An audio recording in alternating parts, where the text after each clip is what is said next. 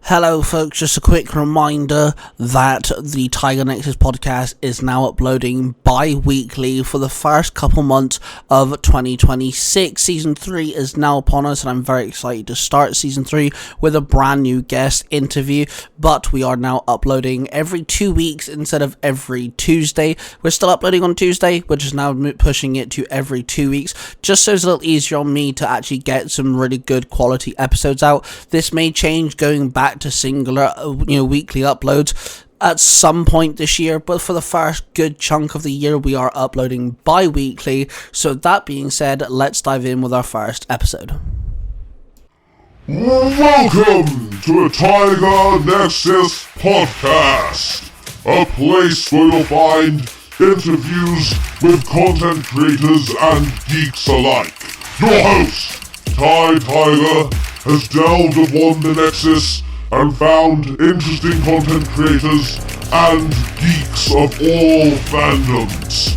This podcast is connected to the Zero Hero Network, and now we dive in with another episode! Hello everybody and welcome to the Tiger Nexus podcast. Welcome to 2026 season 3. We're with our very first episode and we have our very first guest. I've been very much looking forward to this. Me and my guest have actually been talking for several months trying to get him on the podcast. He's a very busy man and he loves video games, so of course I had to get him on because you know me, big gamer. I have with me today Gotian Games on TikTok. How are you, bro? Good. Tired.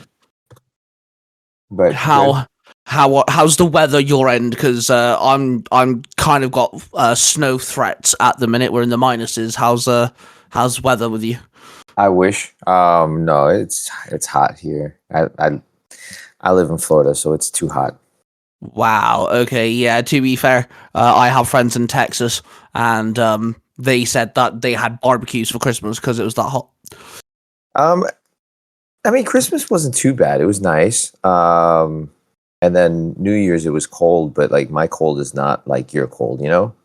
Yeah, I've interviewed a lot of Americans. I'm friends with a few Americans, and one thing we've like kind of established is like the way that temperature works is hella different. Like when we complain it's hot, the Americans are like, oh yeah, that's nothing. But one thing that we don't have is aircon. We don't have aircon in any building. It does not exist. And also we have grey clouds and hot weather at the same time. So it's stuffy and it's a different type of temperature, if that makes sense. And then you guys have like snow, like no tomorrow. I don't even know what snow looks like. When it snows here, it becomes frost and then it becomes ice and then it becomes slippy. And that's literally it. Like we don't even know what snow properly looks like. So like, yeah, temperature really does change between the UK and the US for sure. I don't have snow here. Like we just get we're like, I would say 10 months of summer and then 2 months of it might be a little bit cooler but still hot, and then maybe 2 weeks of winter.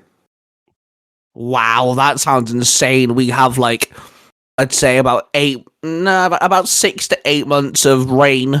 We have an ongoing joke here in Wales. We have two seconds of summer because we literally have about a week worth of boiling hot sun, a week of like, hey, it's sunny, but we'll rain on you at the same time, and then it just disappears. I don't even know. I actually truly believe there are certain people that don't know what the sun looks like because it's grey all the time.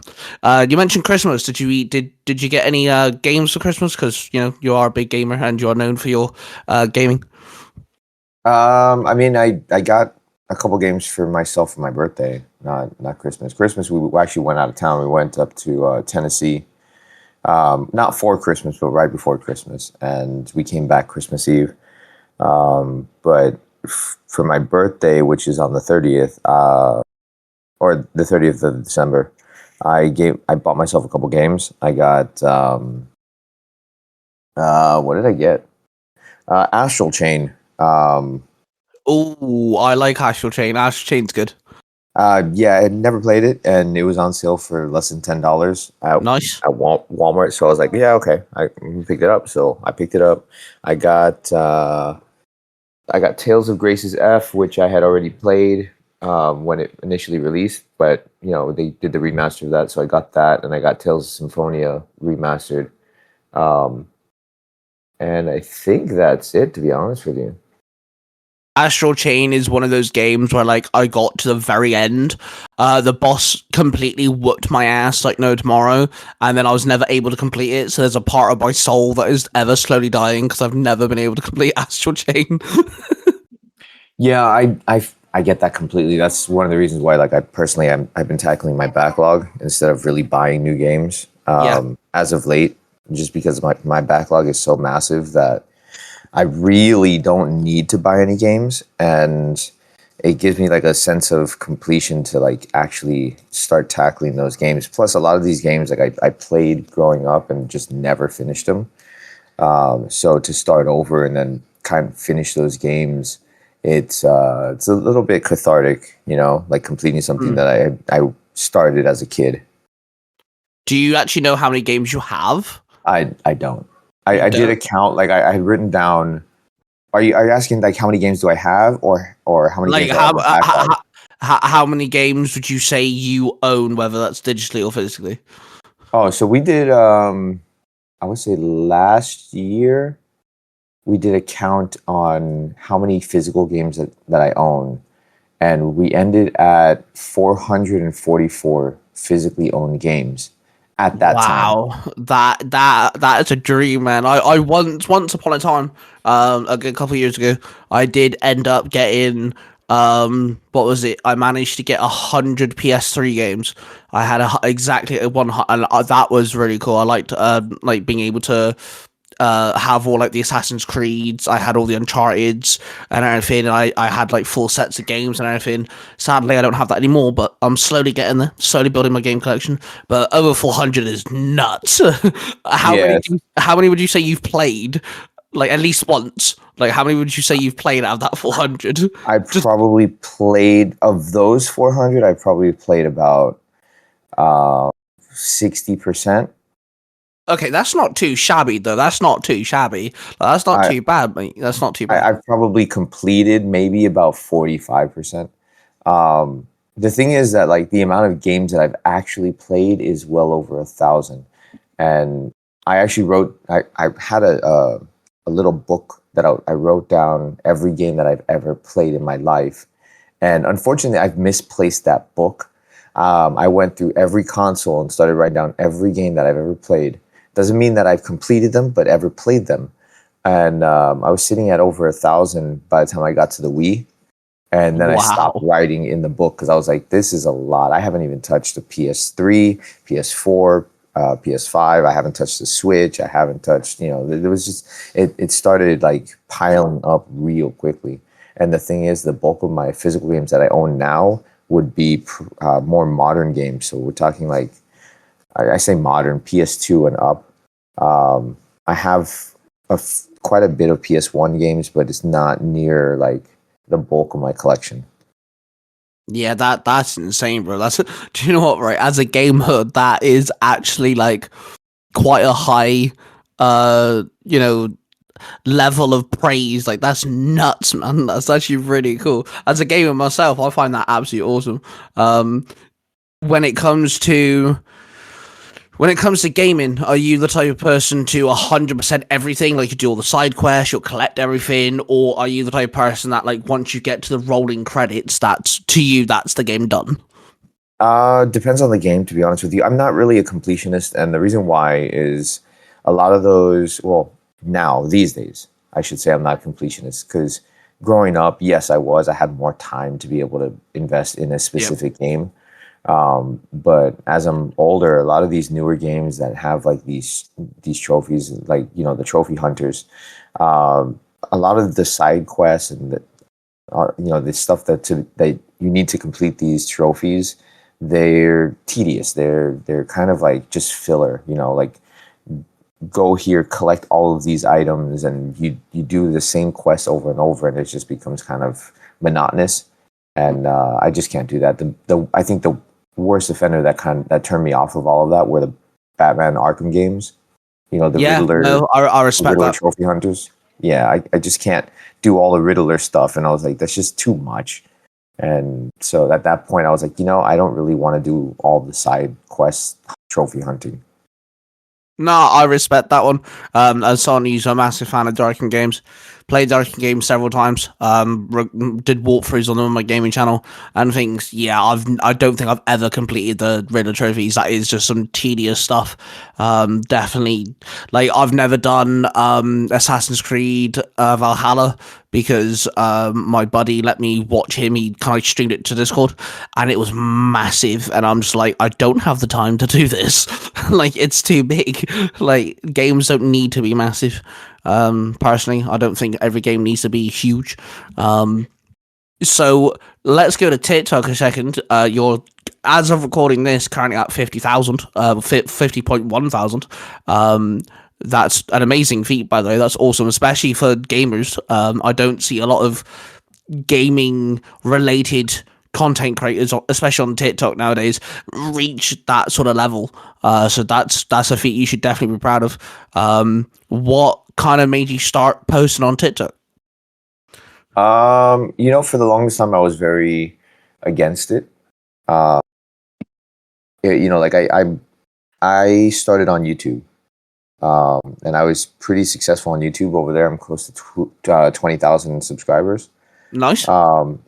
But I was like, I felt too old for TikTok. Like I don't know if you've ever felt like that. I don't know how old you are, to be honest with you. So I can't really. I'm 27. Okay, so yeah, you probably didn't feel that way. I just turned 40 last week, and like I felt too old for TikTok, to be honest with you. Like you see a whole bunch of these younger people on TikTok, and they're successful, and so for me, like at this point, I feel like I'm like a veteran creator. To come into TikTok, it just felt kind of weird, and so I think like the first year that TikTok was out, I stuck over on YouTube, and I was like, I'm just gonna hang out over here for a while. And it was also in the middle of the pandemic, and I was doing extremely well on YouTube. We were streaming games like Last of Us Part 2, Ghost of Tsushima, Fall Guys, and I was doing extremely well. Like I was streaming to well over 10,000 people a stream, and so there wasn't really a need for me to go to TikTok. But then one day I just decided, you know what? Why not? It's a different type of doing content, so I might as well try it. And I did. And one day it just really just started taking off. And a lot of that was just because I was doing it consistently. And I have very bad work ethics that I don't recommend to people because it leads to burnout really quickly.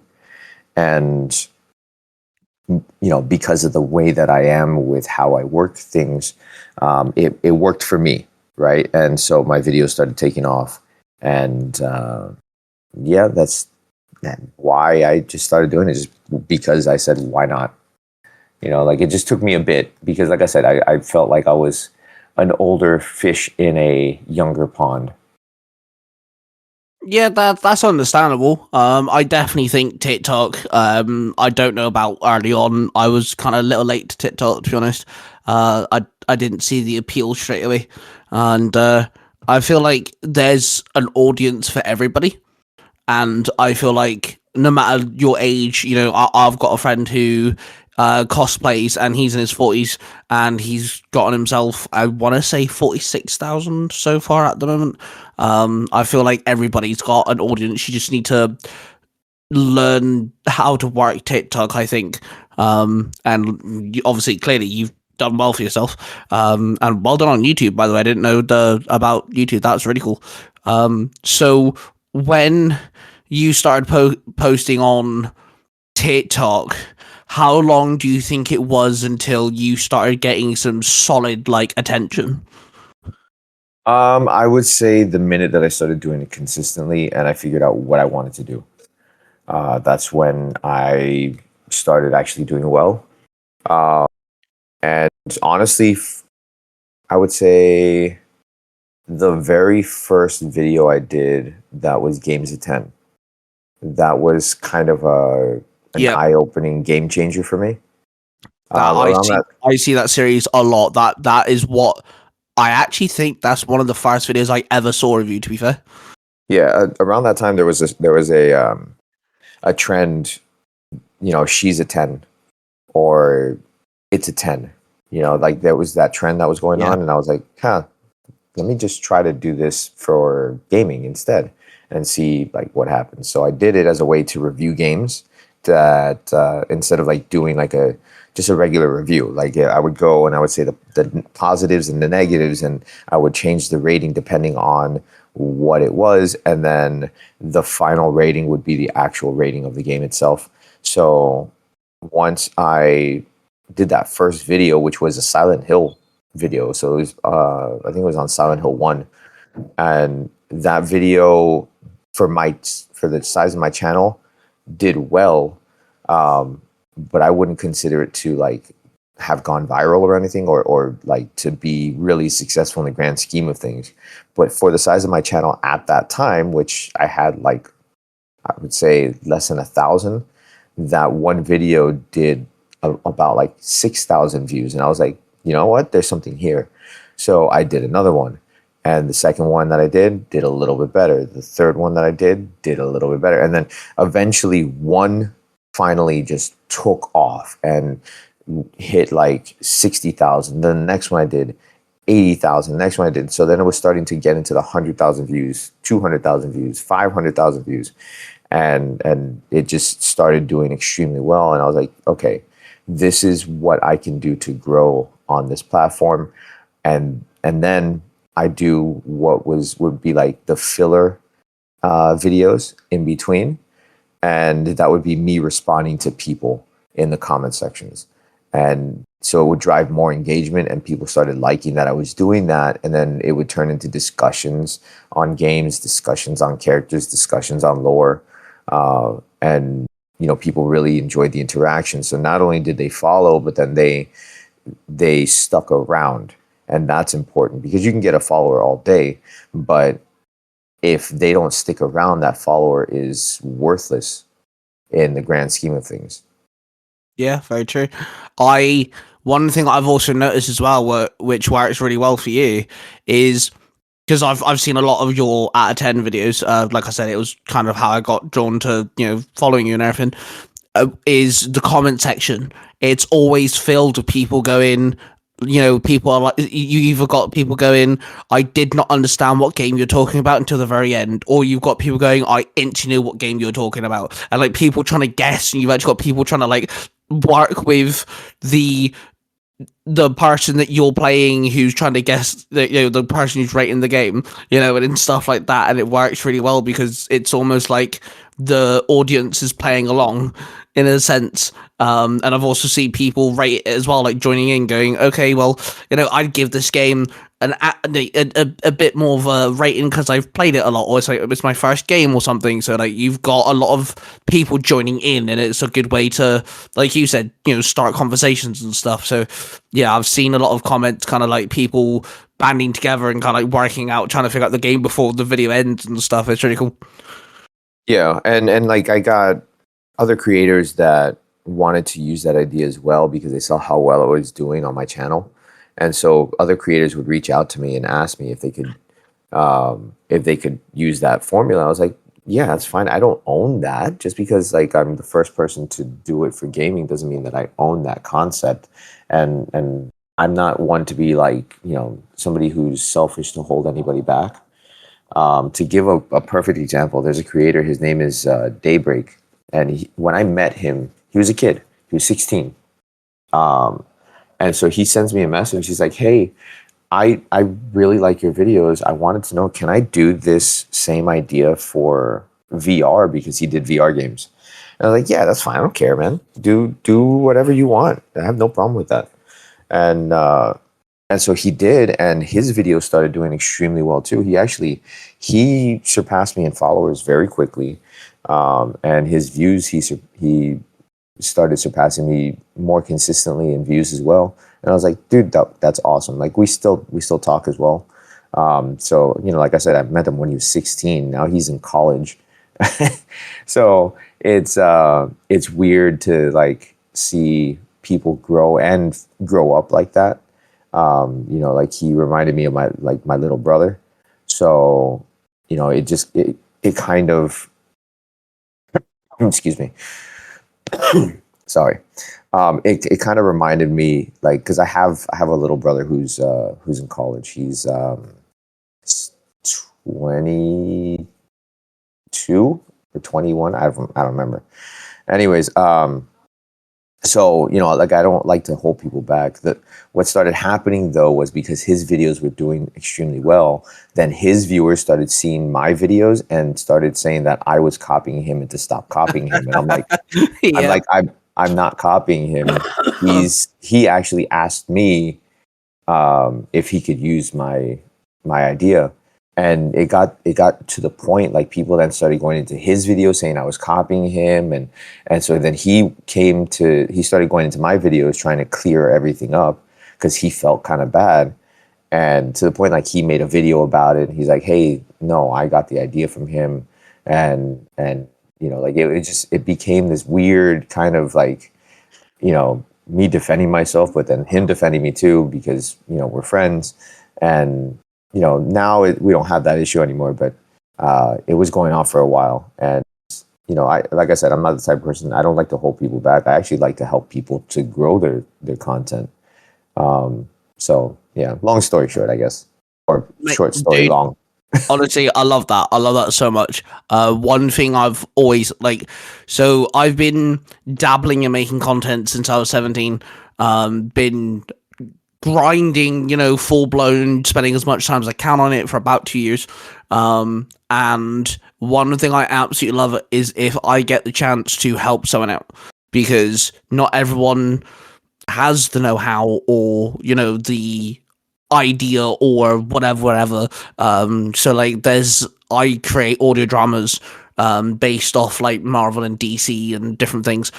And I got some voice actors, and one of my voice actors has actually started posting on TikTok like his impressions and things. He's really good.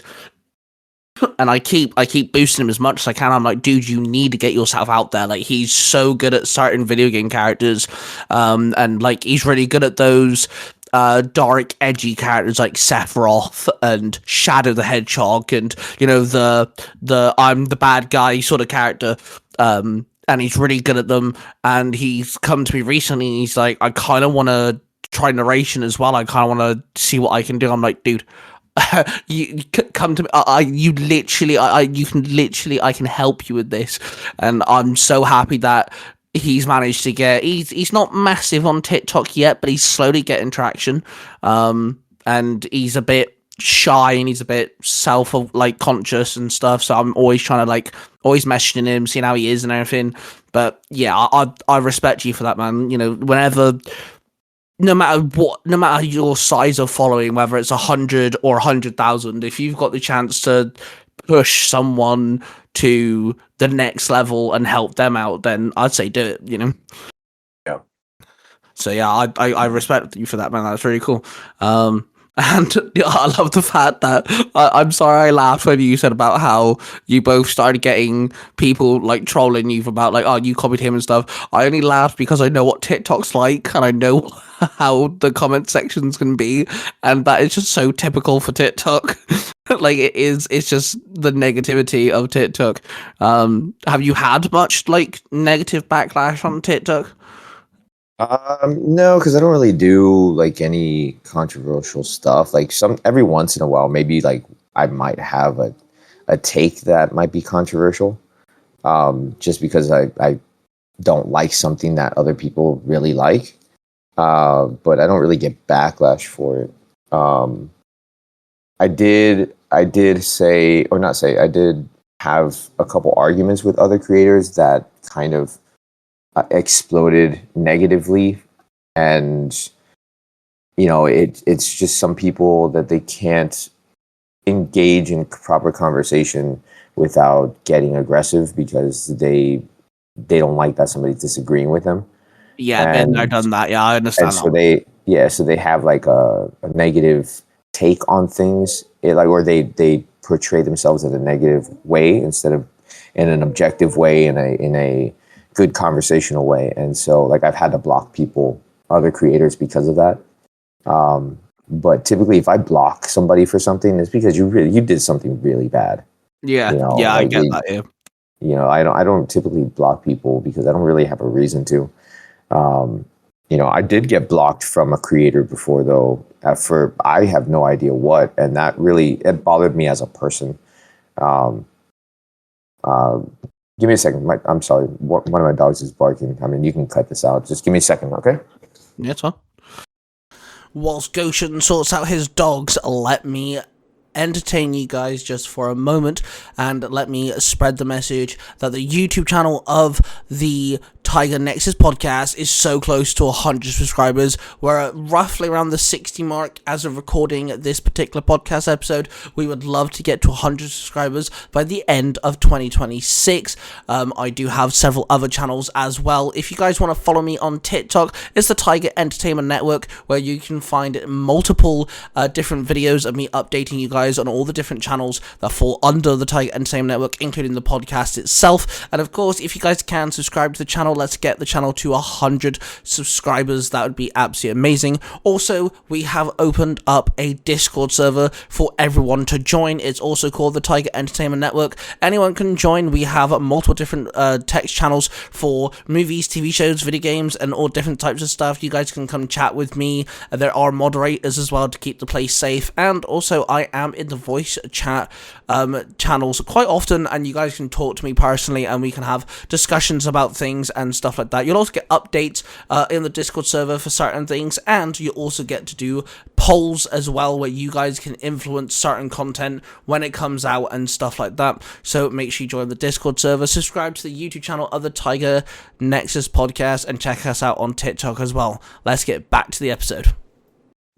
So when it comes to I've seen you talk about Resident Evil and Dragon Quest and like all different types of games, like, you know, genres and everything. And when it comes to your you know, this game's a 10 but series, you also mentioned a lot of games.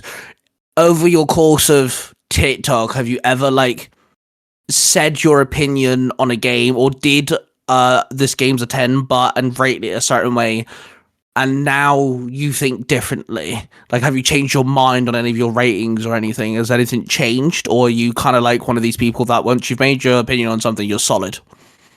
Well, so my thing is that I don't rate games that I've never played. So every game that I rate, I've played.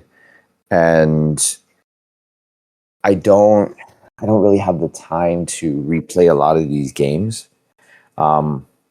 Every once in a while, or, you know, I should correct myself on that. So there's certain games that I would replay a lot, like the Resident Evil games, mainly because they're short for the most part. Once you get to 4, 5, and 6, they're not short. But for the most part, they're short enough for me to just play it in one stream, one sitting. It's a one and done, right? But there's those type of games, I played them so much that I'll never change my score on those, because I know Resident Evil games like the back of my hand. Like, I just, for the longest time, I live, breathe, and eat Resident Evil games. You know. Yeah. So there's no reason for me to change my score on those other games. I would say it depends, because there's games that I played as a kid, and then I replayed them as an adult, and then I felt different about the games. And, you know, a lot of it is because you're coming through the innocence of a you know, a adolescent, or, you know, the child, depending on when you play the game, a young teen, and then you playing a game through the eyes of an adult. Themes and different situations within those games can change and have a different impact on you because of your own experiences that have changed through your life. A perfect example of that would be Final Fantasy VIII. It's always been my favorite Final Fantasy game. And growing up, I played that game. If you want to talk about 100% in the game, I 100% of that game before 100% in the game was a trophy, you know? Yeah. So I replayed that game last year. Well, now 2 years ago because it was 2024.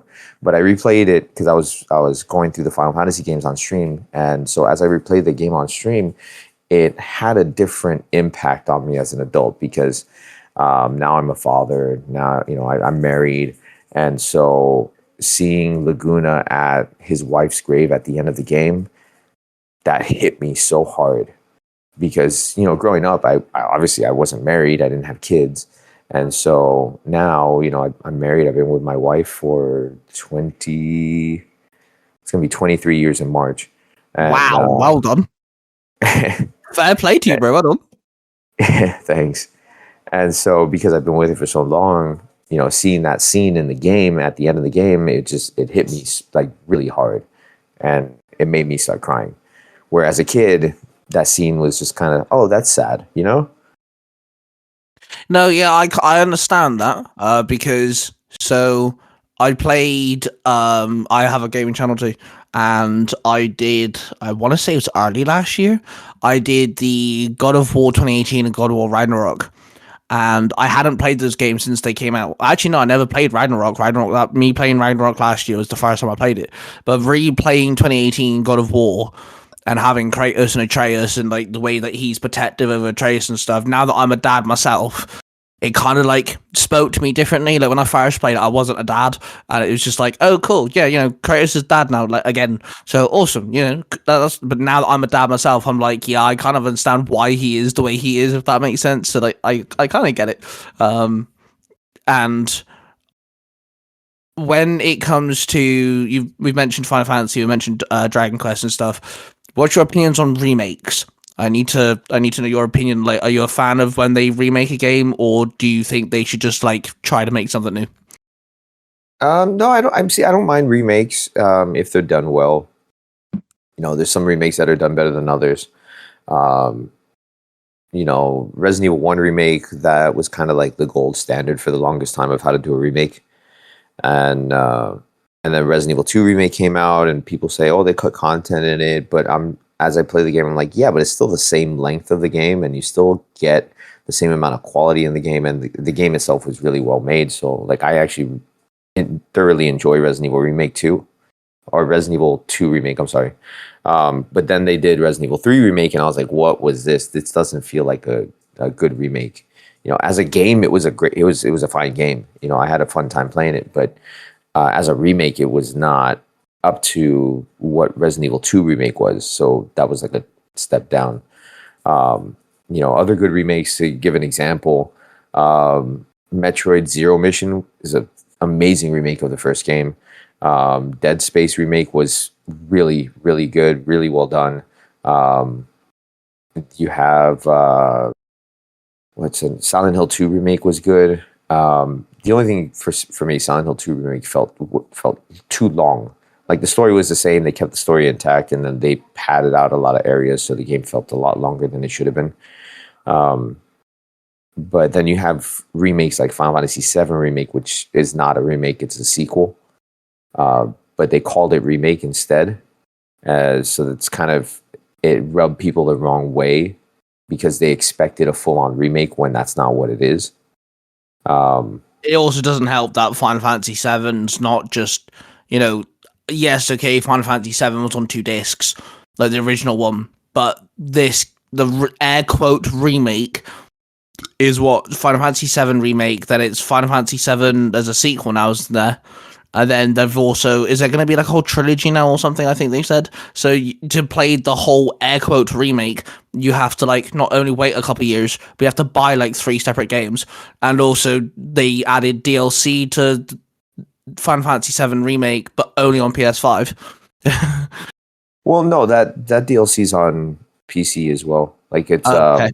It's called Intrograde, Final Fantasy VII remake Intrograde, and that has the Yuffie, DLC content. Yeah, it's Yuffie's story. Yeah, thought so. I'm actually playing Final Fantasy VII remake. That walkthrough will actually be out when this episode's out. It's my first walkthrough back in 2026. And and I've never actually completed the remake. I played Final Fantasy VII a long time ago, but I'm playing the remake now for the first time, and I like the gameplay. I think it's kind of fun. It's gorgeous, absolutely stunning. The graphics on that game is absolutely phenomenal. They definitely paid attention to the graphics. Is there a game you want to remake too, or them to remake? Shall I say? Parasite Eve. All fair. I would love a Parasite Eve remake. Because that's one of those games that if they remade it now with the way that that technology is, I imagine a game that would be kind of similar to Insomniac's Spider-Man in the open world New York area. Yeah. And I would like them to take it a step further, because as you play Parasite Eve, have you ever played Parasite Eve? No, but I have seen people play it. I've watched a few people do walkthrough, so I kind of understand.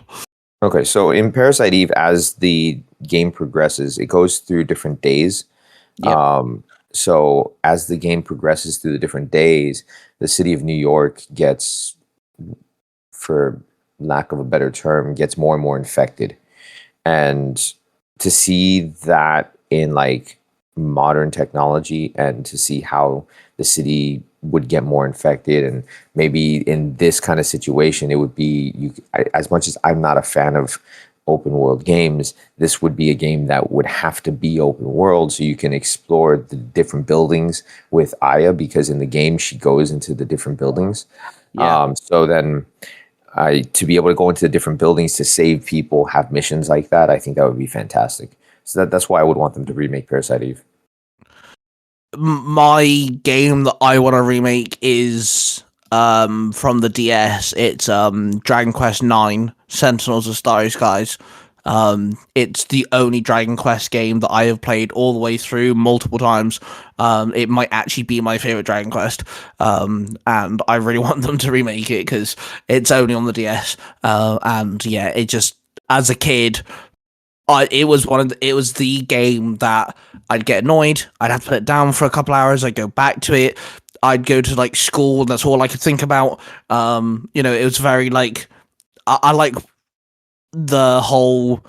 I'm really into monsters and like Pokemon, Digimon, Yu-Gi-Oh, Monster Hunter, anything that has like creatures and stuff. I like the designs and everything. And Dragon Quest was like not kid-like, but it was very goofy in that sense. You've got the slime, and you've got like a cucumber-looking thing with a spear and stuff like that. So I was really into like that sort of thing. And I remember being stuck on the tarantula boss that would poison you a lot. That I was stuck on that for months the first time I played that.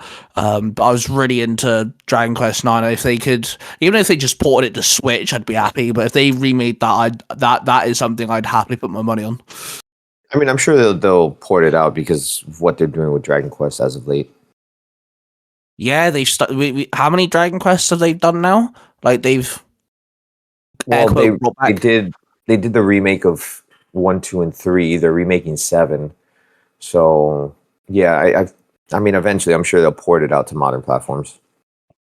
Well, here's me, my fingers crossed. In a couple of years, you may get a message from me going, "They're doing Dragon Quest 9," and all exclamation marks. Like, be excited. What would you say?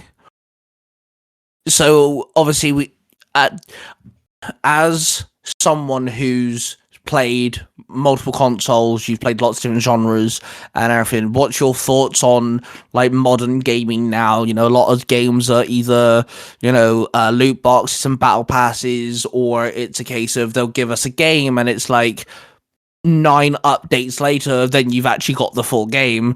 Like, what's your kind of like stance on how we as gamers are getting given games nowadays? It depends on the game. So personally, I don't really have those issues with gaming because I don't play those games. So a lot of those games that have those problems tend to be games as a service. So meaning that they're games that are meant to be played online, and they go through regular updates, and they have bad monetization practices such as loot boxes, such as season passes or battle passes or whatever you want to call that monetization for that game. Those are the games that typically arrive broken. Every once in a while, like there'll be an RPG that comes out broken, but never to the extent that those games do. And a lot of the games that I play, the developers tend to release them complete these days. So, like for example, like Persona, right? Atlas is one of the few companies that I will always buy their games because they tend to release them complete. They don't release them broken. They don't have a whole bunch of experience ruining bugs. So I have no issue buying games from Atlas, or even most games from Sega these days, because they've been doing really well with their games as of late. Capcom's another one. Capcom typically doesn't release games that are broken, that need to be fixed with updates and all that stuff. Like they've been knocking it out of the park with Resident Evil. So anything that they put out, I know I'm gonna have a good experience with, because of that. Like I don't play first person shooters. I don't play online games. That I don't find the enjoyment in them, to be honest with you. Like I used to a long time ago. I used to find that kind of enjoyment playing online games. But these days I just stick to my single player games, and I'm happy for it. Yeah, I've always seen the appeal to single player games. Saying that, my very first multiplayer game was actually Overwatch. I grew up with, like, I don't know, I don't want to say strict household, but I had the whole, like, I wasn't allowed to play an 18-year game until I was 18 sort of thing. I had rules and everything in place, but I wasn't allowed to go online and play multiplayer games. I think my first Call of Duty game was Black Ops 3, and the only reason why I played that because it was free on PlayStation Plus for a month once, and things. I never really dived into multiplayer. I was quite late to the multiplayer scene, so I always grew up on, so my very first console was a PS2 and a Nintendo GameCube. They were my first two consoles, so I grew up with like Zelda and Mario and Sonic, and then going into things like the movie tie-in games like Spider-Man and Transformers, and those games that weren't really movie tie-in games because they added a bunch of stuff to it, which was always fun. And then growing up, I played Uncharted and God of War and Mortal Kombat and stuff like that. So like I never really dived into multiplayer. So I've always had an appreciation for story-driven games. And if anyone asked me like, name your top 5 games, they're all story-driven games, all of them, in some way, form, or another. So I think I have more of appreciation for story-driven games. To tell the truth. Yeah, and I get that. Like single player story driven games, that's the gamer's version of reading a book. Yeah, exactly. Yeah, absolutely. I love that description. I think that's great. And like I said, like I used to play multiplayer games. Like I played World of Warcraft. I played it for a long time. I started at vanilla, and then I played it all the way through Wrath of the Lich King, and like I had a bad addiction to it, and so I stopped playing it, and then I used another game to fuel that addiction, and that turned into League of Legends, and I played League of Legends for a very long time, from season 2 all the way to season 8, and I was addicted to it. And so then I stopped playing that, and I was like, I can't do online games anymore, because it becomes a rinse and repeat of gameplay, and it's just this whole monotonous loop that can feed into addiction and depression and all the stuff that if you're susceptible to it, it's detrimental to you. So I decided that I was not going to do that anymore. And it turns out that was around when I started doing content, is when I stopped playing those type of games, and I started doing single player games. But to be fair, like on my YouTube channel, I started doing mobile gaming. And I did that for a couple of years till like I was like I can't do this anymore because I can't support games that have these shady monetization practices because I feel like I'm promoting that to people and it just didn't feel right. So I stopped doing that and I just started focusing on games.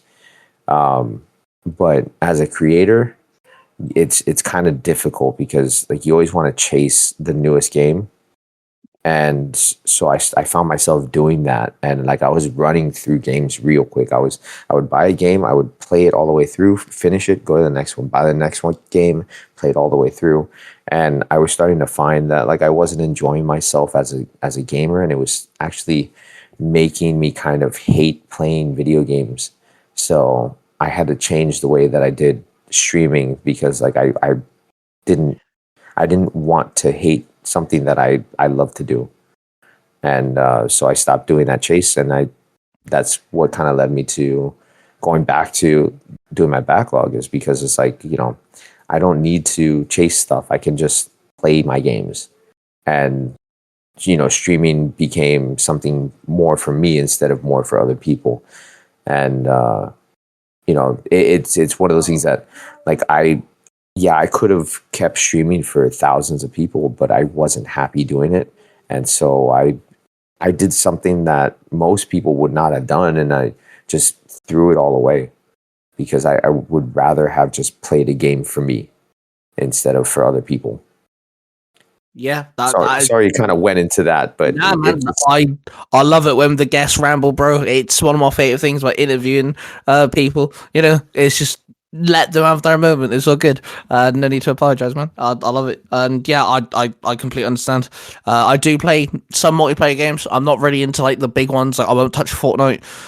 The reason why I kind of get Call of Duty every now and then is got a buddy I can play with, and that's realistically the real time I play multiplayer games. Really is when. Because I've got friends, or I have a younger brother who's also into multiplayer games. So like we don't get to see each other often. So we'll play some games, like Marvel Rivals. We're both into. We play Overwatch together sometimes and things like that. But yeah, I'm much more into the story driven side of things. I don't want to hold you for too much longer. I do really appreciate you taking your time. You are a very busy man. Again, we've been trying to plan this for a long time. So I've got a couple more quick fire questions, if you will, before we end it. What would be your one game that you'll never play again? It is just absolutely terrible. What's like your worst gaming experience ever? I don't think I have a worst gaming experience, but I mean I've talked about this before about games that I won't play again. And it's for other reasons. It's not because I didn't like the game. Like Red Dead 2, I will never play it again. It's too long. I loved Red Dead 2. I loved my experience with it. But at the end of the day, the story is the same. And there's no reason for me to jump back into that game. Which is fair. Death Stranding is another one. I love that game. It was just too long. So I can't jump back into it. Other games, I like. I would say this one is more like it's not that I won't ever play it again. It's more so that I don't want to play it again, probably right now, anyways, in my life. And that's Zelda Ocarina of Time. It's my favorite Zelda game, and I played it nonstop as a kid. And I feel like if I play it now as an adult, I might ruin my memories of that game, and I don't want that. And that's something that like I don't want to play it right now. Maybe later in my life I'll replay it, but right now I don't want to replay that game. That's a fair reason. Yeah, no, that's fair because obviously, like you talked about, you playing a game as a kid and then you played it as an adult where you're married and, you got a kid and everything, like you kind of saw it differently. It would be kind of the same for other games, surely. So yeah, no, I respect that.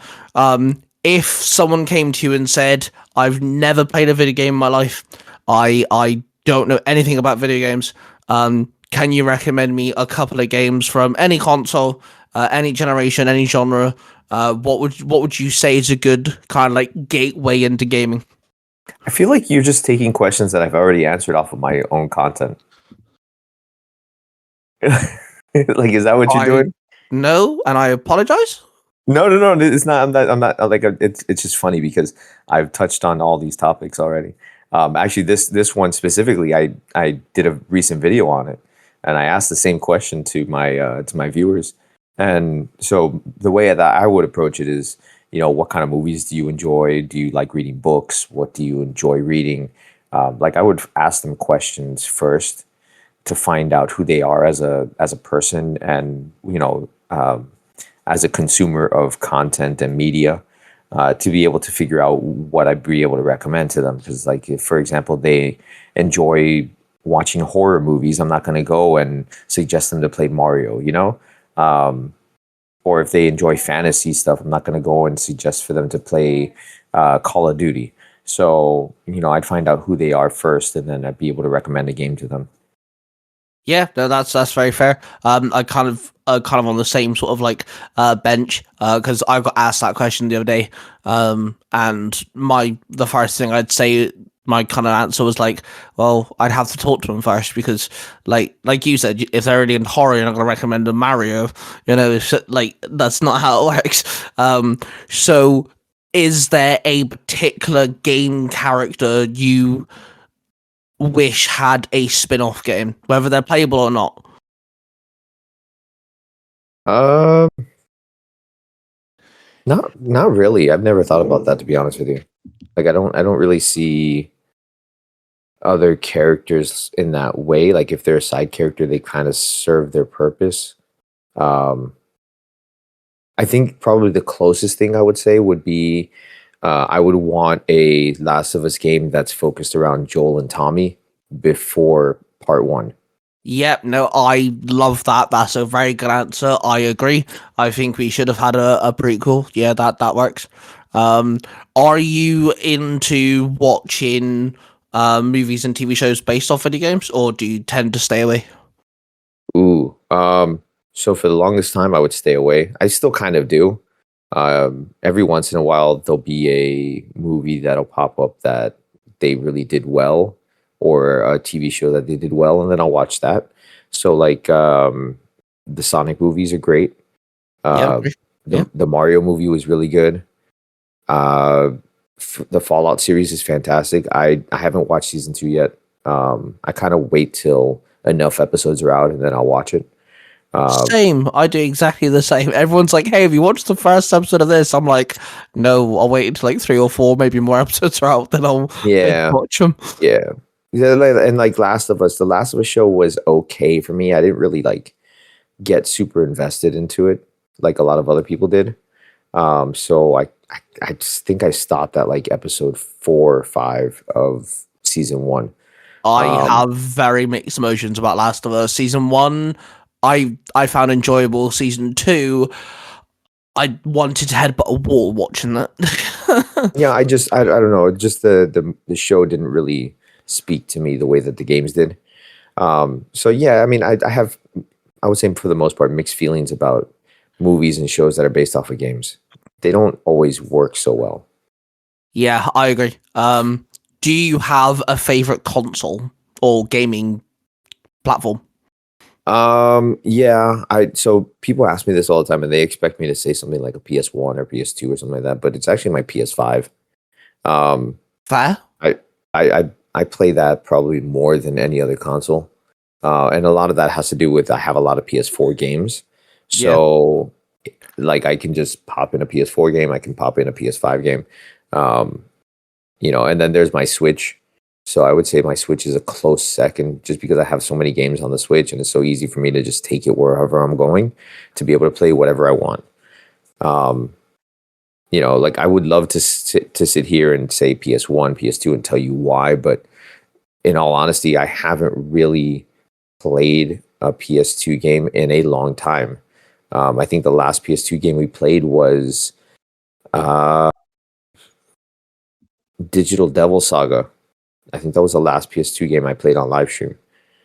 And it's just what it is. Like you have great games, but I can't sit here and say, "Oh yeah, it's my favorite console."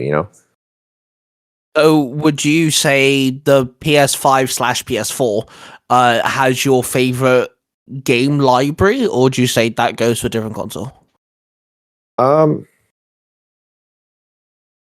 That's a interesting question. The thing is, that the PS4, PS5 library is actually really, really massive. People Yeah, it's don't huge. realize how big that all that is. It's crazy when you really think about it and you break it down. Because you talk about, PS1 has X amount of games, PS2 has X amount of games. PS5, PS4, PS5 library, like they're still making games. So like they're still making PS4 games, so the library is still continuously growing. Yep. And so it's really hard to say it has a better library, because then it becomes like, okay, well, what percentage of the library would you consider good games, So that's why it's kind of an interesting question. And then all of that also, it depends on the person. So like for me, for example, like as far as like PS2 games go, I think I have pretty much every PS2 game that I could want. Like I'm not going to go and sit here and like try to complete a PS2 collection of like every PS2 game. There's like maybe a handful of PS2 games that I still want to buy for my collection, but overall, I pretty much have the games that I want. So I would say, as far as the library goes, I mean, a PS4, PS5 library is pretty much it for me, as far as like my favorite. Because I mean, I feel like Steam is kind of cheating, because that's PC. I don't like PC is a platform, but I don't consider it a console. Yeah, that's very true. No, that is very true. Yeah, I'm the same, because I've only recently, in the last year, managed to get a decent PC that can, like, I can play Skyrim on it, for example, and I can play actual games on it, and I never ever dived into Steam before, so I'm very new to that sort of side of gaming. But yeah, no, I understand. It's very different, isn't it? It's kind of like a different experience. Yeah, and the thing is, a lot of the games that I would play on Steam, I play it on my PlayStation or on my Switch anyways. So really the only games that I get on Steam would be more so like if a developer sends it to me, or if there's like an indie game that I'm really interested in and it's only on Steam. That's very true. Well, bro, I've taken up enough of your time as it is. I just want to thank you so much for coming on and taking an hour out of your time to chat with me. And I also want to thank you for actually being the one to come to me for the last time and saying, hey, let's sort out the podcast, because I thought that was really cool. I say this to every guest. If you want to come back at some point, maybe we can chat about, Pacific Gaming series or just gaming in general, and it won't be so much an interview, just be us chatting about games. The door's always there for you, mate, if you want to come back and we can talk gaming. I love talking to, gamers and stuff on this podcast. So if you ever want to come back, mate, door's there for you. And I guess the last question is, where can people find you if they want to check you out? The internet. That is the best answer I've ever had to that question. Just honestly, if you just type in Gotian's games, you find me. That's very true. That's how simple it is. You just type me in and you find me on every platform, because I'm everywhere. I'm on TikTok, YouTube, Twitch, Instagram, though I don't do too much on Instagram. I'm on somebody made a streamerpedia of me, apparently. It's yeah, so I'm all over the place. And then I also have a whole bunch of other YouTube channels, to be honest. I'm gonna plug one of them, Gaming Across America. That's kind of like my baby. So it's a show where we travel across the country, visiting different game stores, seeing what local shops have to offer in different cities, different states, and it's a collaborative effort with myself and other creators. That's very cool. I like the sound of that. That's so cool. Yeah, so if people want to check that out, it's Gaming Across America. You'll be able to find it. Awesome. Well, thank you again so much for coming on, and thank you everyone, of course, for listening. Welcome to 2026, everybody. Hope everyone had a fantastic holiday, and season 3, of course, is officially here, and I'm so excited to get the podcast back up and running, and I believe we started season 3 off incredibly strong. And of course, if you're listening on the platforms of podcasting. Don't forget to rate us if you're on YouTube. Don't forget to subscribe and all that jazz. Hit all those buttons. And we love you all. We're of passion, everybody. And we shall see you guys in the next one. All right. Thank you for having me. I appreciate it. What you have just listened to is a product created by the Three Ranger Bros Studio. Hosted by three cosplaying fathers who happen to be massive geeks of all sorts of fandoms. They are Mark, the Red Cornish Ranger, Cosplay Dude 637, and Ty Tiger. The studio covers different types of YouTube videos, TikToks, podcasts, and live streams. If you wish to find out who cosplays who, the YouTube channels, the TikTok accounts, and the podcasts, and all of the other social media platforms, please go to the 3rangerbrostudios.com.